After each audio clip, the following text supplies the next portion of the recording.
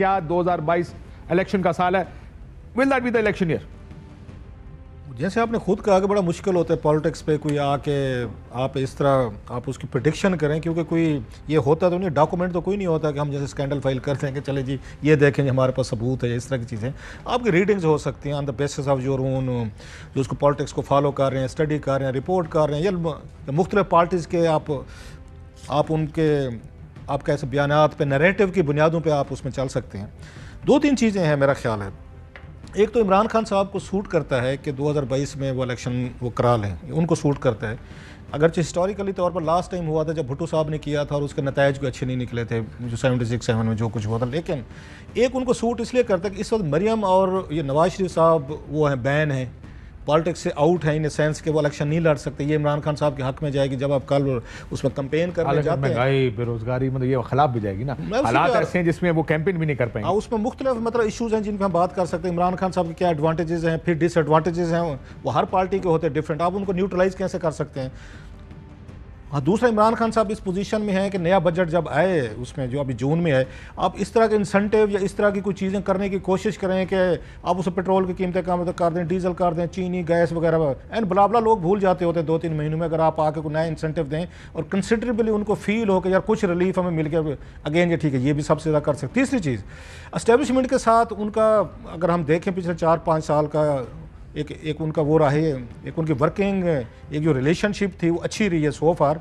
अगरचे दरमियान में DGISI का जो ये इशू आया था उसकी वजह से सुना है कि कुछ थोड़ा ईगोज़ जो है ब्रूज वगैरह हुई हैं, कोई मसले मसाइल चल रहे हैं। लेकिन ये एस्टेब्लिशमेंट के लिए भी बहुत बड़ा एक उसके लिए गैम्बल होगा कि वो इमरान खान साहब पे आके हाथ हटा के वो किस पे हाथ रखें, जिसकी बात और शहबाज शरीफ साहब पे हाथ रखें। जैसे मुझे किसी नून वाले ने कहा, अगेन सीनियर आदमी, उन्होंने कहा पहले ही होता था कि जो पहले बैठा होता था ना हुकूमत में तो कोई ना कोई हाथ जोड़ के खड़ा था, सर मैं हूँ। इस मसला ये है कि वो हाथ जोड़ के खड़े जो हमें होना चाहिए था हम है ही नहीं। वसीम अदामी साहब क्विकली यार, छोटा छोटा जवाब, क्योंकि मैंने सवाल बहुत सारे 2022 के। इलेक्शन ईयर है या नहीं है? मुझे हैरत होगी अगर 2022 में इलेक्शन हो। मुझे लगता है कि इलेक्शन का साल नहीं है 2022, 2023 में मेरा ख्याल है कि इलेक्शन होगा। आप कहेंगे तो उसकी रीजन से बात कर लेंगे, वरना शॉर्ट आंसर यही है मेरा। आपका शॉर्ट आंसर है कि 2022 में आपको इलेक्शन नजर नहीं आ रहे? मुझे हैरत होगी।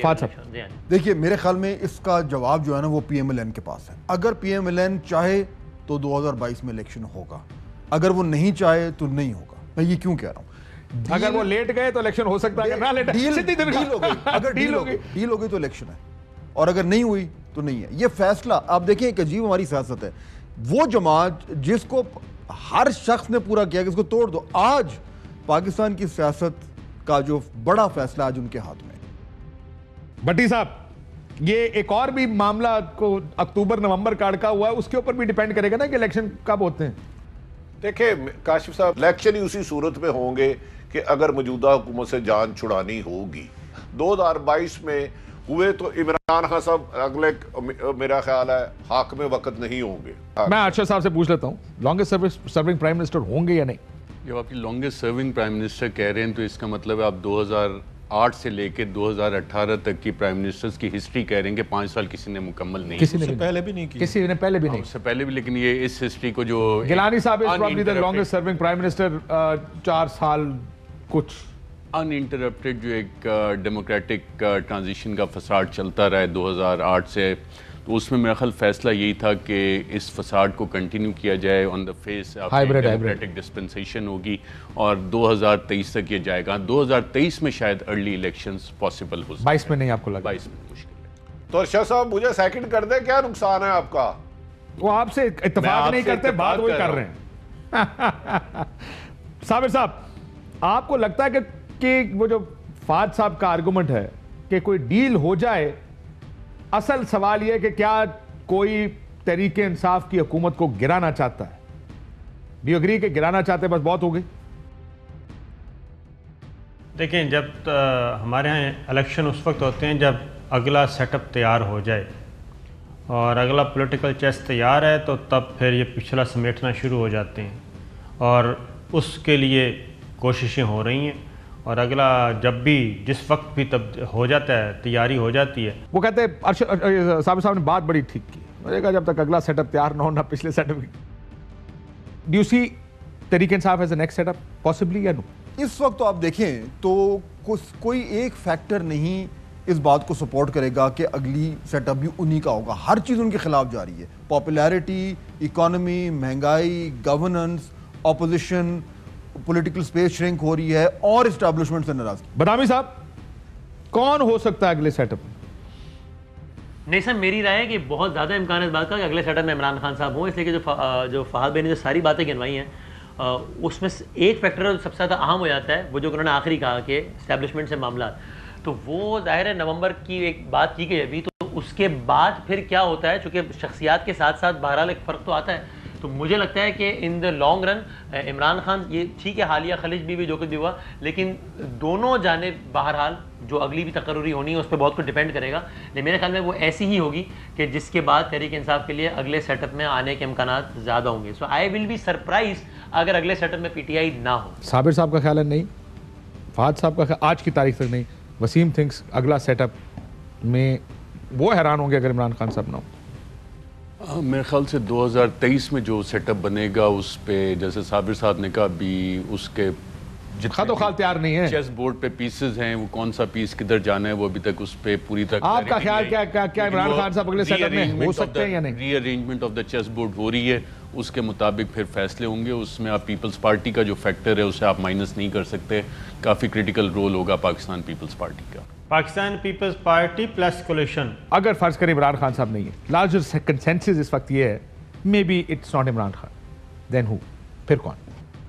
एक तो जैसे अभी फाज साहब कह रहे थे, मेरी भी ये इतलाएँ थी और आ भी रही हैं कि शहबाज शरीफ साहब पे कंसेंसस डेवलप हो रहा है एस्टेब्लिशमेंट में कि इनको लेकर आए, इनके पास वो जैसे तैसे वही वो कहते हैं खाता है तो लगाता भी वाला हिसाब है कि इनके पास टीम बेहतर है कंपैरेटिवली, क्योंकि इमरान खान साहब तो वही वाली बात है, फुल ऑफ हिमसेल्फ, वो अपनी ज़ात से बाहर नहीं निकल रहे। और वहाँ पे ये एस्टेब्लिशमेंट में ये भी कंसर्न्स हैं कि जो आपकी इकॉनमी की हालत है, स्पेशली जिस तरह नॉन सीरियस तरीके से उसको हैंडल किया कि लगता ही नहीं है फ्री फॉर ऑल है, इसमें भी उनके लिए मसाइल हैं। हफीज़ पाशा साहब ने जो बात की थी, मैं तो डरा हुआ हूँ उसके बाद के मुझे याद है मैंने 2013 में मियाँ साहब प्राइम मिनिस्टर बने तो कौम से उन्होंने खिताब किया, उस खिताब के अल्फाज और किस चीज़ पर उन्होंने जोर दिया मैं ये भी आपको बताता हूँ। उन्होंने कहा कि पीपल्स पार्टी गवर्नमेंट आने से पहले शायद 4,000 अरब का कर्जा था जो अब बढ़ के 14,000 अरब पर चला गया, और अब तो डबल और सुने ज़रा, और उनके अगले अल्फाज ये थे कि ये कर्जा वापस करने के लिए हमें मजीद कर्ज लेने पड़ेंगे। अब वो सोचें, वो 14,000 का कर्जा इनके दौरे हुकूमत के जाने तक 28-30 हज़ार अरब, अब वो 40-50 हज़ार अरब। अब इसी वजह से जो आपको कर्ज वापस करना है उसके लिए भी उधारी वापस लेना। मसला ये कि अगर तो PMLN डील करती है, वो सारा जो moral high ground Nawaz Sharif साहब ने बनाया था, मरियम नवाज ने, उन्होंने तकरीरें करके नाम लेकर असूल वोट को इज्जत देंगे, नहीं करेंगे, कॉम्प्रोमाइज नहीं होगा, अब जो होगा इनके लिए होगा।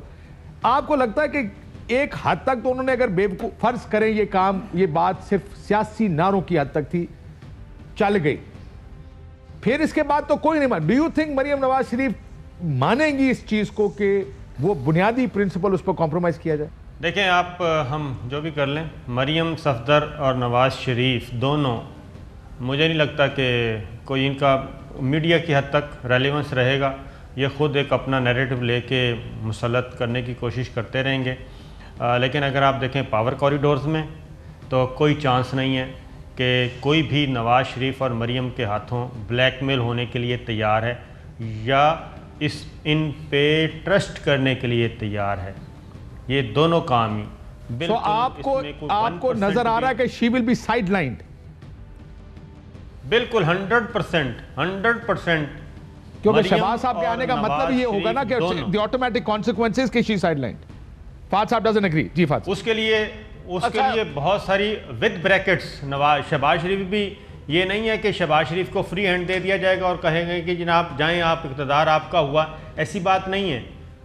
ठीक, हम ये 2022 की बात करें, क्या हो सकता है ये याद रखिएगा, क्या मुमकिन है, हो सकता है में से कुछ भी। नफाद साहब यू डिसएग्री, देन भट्टी साहब कुछ कहना चाहते हैं। इसके बाद भट्टी साहब, इसके बाद मैं आ रहा हूं जी। मेरे ख्याल में ये बात बिल्कुल दुरुस्त है कि अगर PMLN ने वापस आना है तो वो शहबाज शरीफ साहब के पीछे ही वो आएंगी, इसमें तो कोई शक नहीं है। नंबर 1 एस्टैब्लिशमेंट की बी टीम बन गई है, लेकिन वो जो डील होगी जिसके नतीजे में अगर PMLN वापस आएगी, वो डील सिर्फ शहबाज शरीफ साहब से नहीं हो रही, वो मियां नवाज शरीफ साहब से हो रही है डील, क्योंकि डिसीजन मेकर जमात में एक ही है। अहम तरीन खबरें अब एक क्लिक की दूरी पर। हर लम्हा बाखबर रहने के लिए सब्सक्राइब करें हमारा YouTube चैनल। अपने मोबाइल फोन से मुल्की और बैनुल-अक़वामी अहम खबरों तक रसाई के लिए डाउनलोड कीजिए मोबाइल ऐप। बामसूख जराए से मुसद्दिका खबरों, तज्जियों और तबसरों से मुस्तफीद होने के लिए विजिट कीजिए पाकिस्तान की सबसे बड़ी न्यूज वेबसाइट। ARY न्यूज पहुंचा रहा है खबरें सबसे पहले आप तक, ताकि आप रहें हर लम्हा बाखबर।